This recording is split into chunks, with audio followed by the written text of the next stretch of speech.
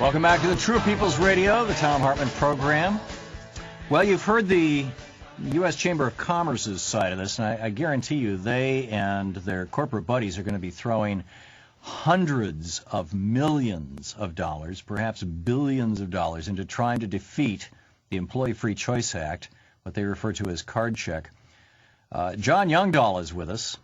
He is with the SEIU. He is the national political director, in fact, the leader of the Change That Works campaign, SEIU.org, of course, the website. And John, welcome to the show. Hey, Tom, it's really good to be on today. So I went through about every argument that I had from, card check is what we had in the United States before Taft-Hartley in 47.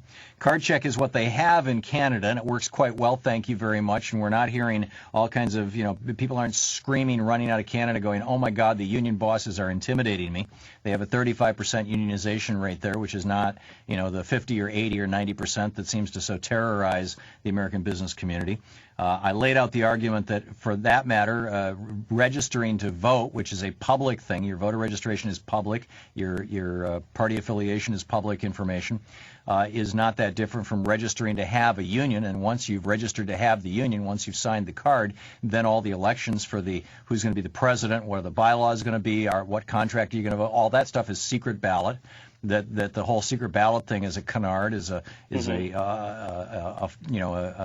attempt to change the conversation. And obviously, and of course, he did a good job for his defending his side. He didn't give on any of it. But did I miss anything, or how is SEIU, how is organized labor going to deal with the absolute onslaught that is going to be hitting the airwaves in the next month or two as this becomes a major issue?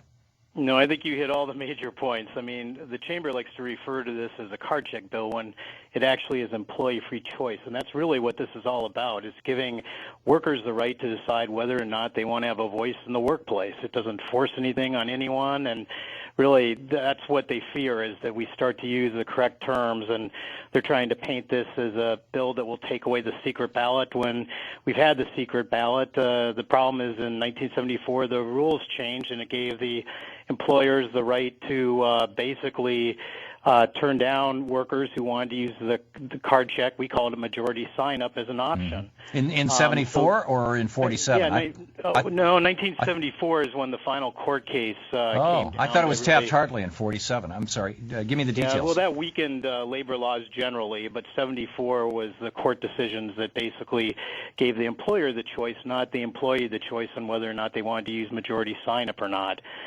We currently use majority sign-up with employers that want to make sure that workers have a voice in the workplace, and it's been successful building good relationships between employers and employees when they are willing to do it, on their own choice. Isn't UPS doing this?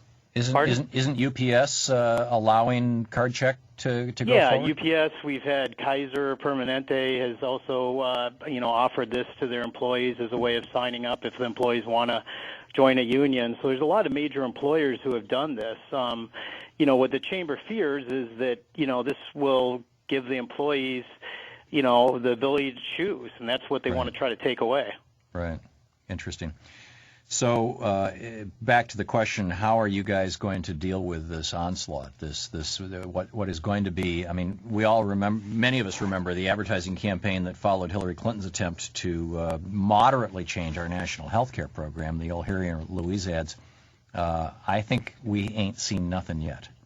Yeah, I agree with you 100%. It started to come out in a lot of the U.S. Senate races where they played a lot of negative ads about the Employee Free Choice Act.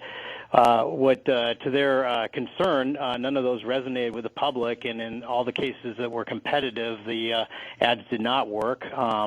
We were able to elect the senators who support this Employee Free Choice Act. So, their strategy so far hasn't worked. I assume that we'll see a lot more advertising in the future. We know that we're not going to be able to compete on TV and even on radio in terms of dollar amounts. So what we're doing is we're moving some of our best members and some of our best staff into the field to begin to talk to the public one-on-one through community meetings, through town hall forums, to get the public engaged in this. giving workers the ability to form unions is the best opportunity workers have in this country to restore the middle class. Without that, we're going to continue to see the excesses of CEO pay. We're going to continue to see workers fall further and further behind. For example, in the last 7 years, the median household income has actually dropped $2,000 after you factor in inflation. That just shows that the middle class is hurting in our country. And so we need to reach out to the public to gain their support. And polling, fortunately, has shown that the public does support this. Indeed. We're talking with John Youngdahl of the SEIU, and he is the National Political Director and the leader of the Change That Works campaign. John, the headline of the last news release I got from you, SEIU unveils major national campaign to bring economic solutions to Main Street. Beyond the Employee Free Choice Act, what are the things that that SEIU is advocating? Well, the other two parts of our Change That Works campaign are the economic recovery plan. You know, we saw that Congress did a good job of helping out Wall Street, really did very little for Main Street. And right now we need to look at the fact that, you know, credit card debt is nearly $1 trillion nationally. We've seen 1 million homes foreclosed. 46 million Americans are without insurance. You know, 72 million additional Americans are struggling with medical debt. You know, we need to really change, you know, how our country operates and really begin to look at ways that we can really kind of rebuild the middle class in this country. And that's what the Change That Works campaign is all about. So we're going to look at the economic recovery to make sure that it's actually helping Main Street instead of Wall Street. The other thing that we're looking at is working on comprehensive health care reform. You know, it's a tragedy that, you know, 46 million Americans are without health insurance, including children. And it should never be in the wealthiest country in the world, and we want to make sure that that doesn't continue. We also need to obviously make sure that those people who have insurance to make that more affordable, because right now even people with insurance are finding that they can't use it because out-of-pocket costs are so high. So we feel that there's an opportunity with the new Obama administration, with Congress that got elected on change, that you know, this year there's enormous opportunity to try to change the way our country operates. Right. Okay. Well done. Mark, thank you so much. Or John, I'm sorry, John Youngdahl. That's okay. John, thank you so much. You're doing great work. SEIU.org, of course, is the website. Let me encourage people to get over there and participate and keep it up, eh? Okay. Thanks for having me on, Thom. Thanks for dropping by. John Youngdahl with the Service Employees International Union, SEIU, SEIU.org. Check it out. 866-303-2270, our telephone number. Andy in Pinon Hills, California, listening on KHIZ. Hey, Andy, what's up? Oh, I was just calling in because I was just so frustrated with Mr. Friedman's portrayal of so many things. The card check scheme, instead of calling it the Employee Free Choice Act, which you pointed out already, right. And that outside organizers are going to come in and just put a gun to your head and force you to sign these cards. There are no outside organizers. I'm an employee of my company, have been for 32 years. 10 years ago, they decided to just completely take away half my retirement. Because we don't have a union, we don't have a contract, they can just do that. They can just randomly say, we're changing the way we figure your retirement, and it's going to be half what you thought it was going to be for the last 23 years. Right. So I became an organizer for the Communication Workers of America and have been for the last 8 years. And I can tell you there are no outside organizers. The CWA provides us a scaffold, a process for building our union, but there are no outside people. Everybody in IBM who's trying to organize the union are employees. And so, it's almost like there's some projection going on because these companies hire outside experts to come in and scare their employees.